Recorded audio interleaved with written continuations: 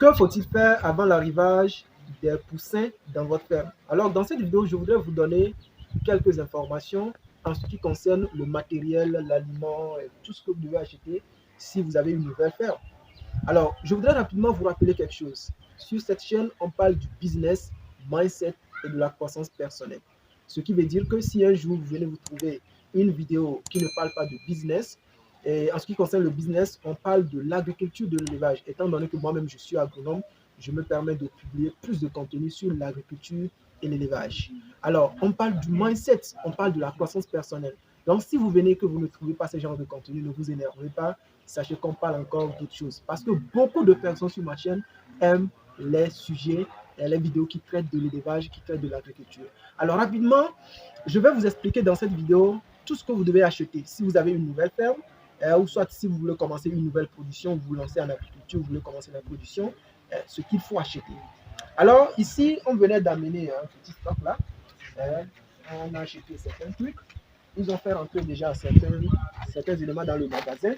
Alors, ce que vous devez savoir, premièrement, avant l'arrivage des poussins, vous devez acheter l'aliment. Si vous-même, vous ne fabriquez pas l'aliment, d'accord, si vous ne fabriquez pas pour un début, moi, je conseille souvent aux apprenants d'acheter l'aliment, aux débutants d'acheter l'aliment. Donc, il faut acheter l'aliment. Ici, par exemple, nous avons l'aliment. Ça, c'est le cavus. C'est un préaliment qui permet de bien démarrer les sujets. Et ici, de l'autre côté là, bien ici, de l'autre côté là, ici, nous avons l'aliment démarrage, puisque nous-mêmes, nous allons fabriquer l'aliment dans les jours à venir. Et donc, pour le moment, on n'a pas encore la machine. Nous sommes en train de construire la pièce qui va, dans laquelle restera la machine de fabrication d'aliments. Donc, pour le moment, nous-mêmes, nous avons acheté l'aliment. Donc, ici, ça, c'est l'aliment démarrage. Ici, vous avez le radiant à gaz pour le chauffage. Ça, c'est le radiant en gaz pour le chauffage. Il y a différentes sources de chauffage. Il y a radiant en gaz, il y a les ampoules chauffantes à infrarouge, il y a le charbon de bois que vous pouvez également utiliser. Ici, nous avons la machine. Nous avons la machine, le pulvérisateur à dos. Maintenant, ça, cette machine-là, nous allons prendre ça pour faire la désinfection. Si vous me suivez bien dans mes précédentes vidéos, je vous ai parlé de la désinfection. Ça là, c'est avec cette machine-là que nous allons faire ça. Il y a également les abreuvoirs, de premier âge. Il y a ici les abreuvoirs, ici c'est les abreuvoirs automatiques. Il y a les mangeoires, ils ont déjà fait rentrer certains trucs. Et ce qui est important également, n'oubliez pas, il faut acheter les produits. Vous voyez, ça ici, il y a les produits, tout ce qui est déparasitant. Ici ça c'est le désinfectant. Ça c'est vitamine. Ça c'est l'anticortidien.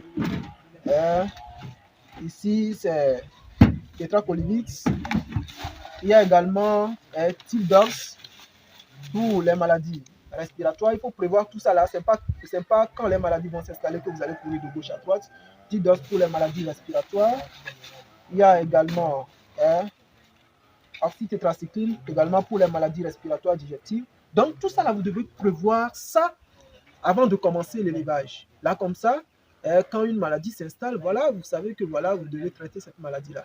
Donc, ici, par exemple, quand vous amenez l'aliment, vous voyez donc, il y a l'aliment que vous allez acheter, les équipements mangeoires, abreuvoirs, il y a le radiant à gaz, en tout cas, si c'est le radiant à gaz que vous voulez utiliser, parce que ça, c'est plus sécurisant. Ici, il y a l'aliment, et voilà. Et de l'autre côté, bien, ici, vous voyez, lorsque vous amenez l'aliment, l'aliment ne doit pas, un instant là, lorsque vous amenez l'aliment, l'aliment ne doit pas rester au sol. Non.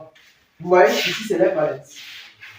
Si vous laissez l'aliment au sol, eh bien, ça prendra de l'humidité, ce qui n'est pas bien. Vous voyez. Donc, vous voyez, on laisse les sacs d'aliments sur les palettes. Ne laissez jamais l'aliment par terre. Si vous n'avez pas les palettes pareilles, eh bien, vous pouvez utiliser les briques. Vous laissez les briques, vous déposez ça sur ça. Donc, c'est comme ça que ça marche. Donc, avant l'arrivage des poussins, vous devez d'abord, en ce qui concerne les équipements et l'aliment, vous devez avoir l'aliment, l'appareil, le pulvérisateur pour la désinfection si vous avez une grande ferme. Il y a les produits, il faut acheter les produits. Il faut les mangeoires, les abreuvoirs, le matériel de chauffage. Si c'est le charbon à bois que vous devez utiliser, vous pouvez déjà fabriquer impôt chez les soudeurs. Et tout simplement, vous allez payer de petites jarres que vous allez utiliser pour ça.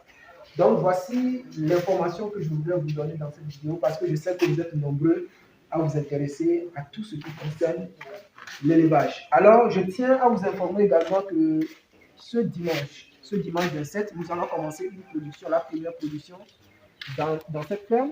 Donc, s'il y a des personnes qui sont intéressées par nos formations, là déjà, vous pouvez vous inscrire pour commencer la formation avec nous. Cela paraîtrait comme si vous étiez sur le terrain. C'est-à-dire que vous allez avoir tout, nous allons tout filmer pour vous envoyer. Donc, voilà un peu la petite vidéo que je voudrais vous faire. Dites-moi ce que vous en pensez. Si vous avez des questions, venez les laisser dans les commentaires. Je me ferai le plaisir de vous répondre. Alors, je vous donne rendez-vous dans une prochaine vidéo. Ciao.